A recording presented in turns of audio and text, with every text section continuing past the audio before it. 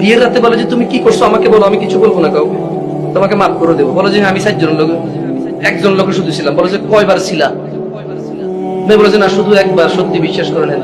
এরপর আবার মেয়ের মা মেয়েকে ছেড়ে দিছে একা একা, একলা যায় একলা আসে, একলা যায় একলা আসে, ওনাদের সাথে পড়ালেখা করে। এরপরে যে এই এদেশে প্রেম করে বিয়ে সাকসেস রেশিও কত রে? এই জাহেল ছেলে, আরেকজনের মেয়ের জীবন নষ্ট করিস। তুই বল না, তুই বল 100 জন পোলা মাইয়া প্রেম করে কয়জনের বিয়ে হয়?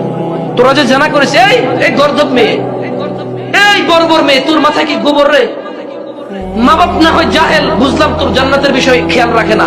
বোন আমার তোর বয়স 14-15 হয়েছে না? বোন আমার তোর বয়স 16-17 হয়েছে না? কিভাবে তুই বিয়ের আগে আরেকটা ছেলের সাথে ঘুমাস? কিভাবে তুই আরেকটা ছেলের ক্লোজে যাস? কোন বুদ্ধি তোর?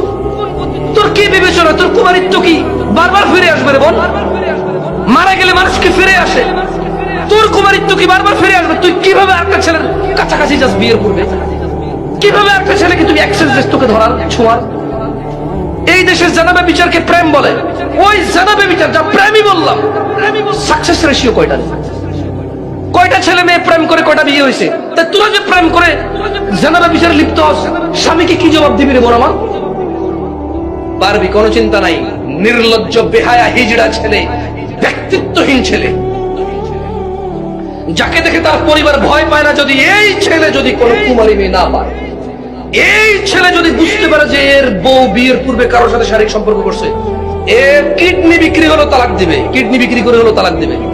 এবং সে অ্যানাউন্স করবে, হ্যাঁ আমি ওই দুর্ভাগা যা যে একটা মানে দুশ্চরিত্রা মহিলাকে বিয়ে করেছি, আমি সেই অবিচক্ষণ লোক, আমি সেই বর্বর, সেই গর্ধব যে বিচক্ষণতা দিয়ে ফাইন্ডিংস করতে পারে যে একটা ভালো মেয়ে বিয়ে করেছে, একটা দুশ্চরিত্রা যে বিয়ের পূর্বে চরিত্র খারাপ করেছে, আমি সেই দুর্ভাগা, সেই গর্ধব, তালাক দিয়ে দিলাম।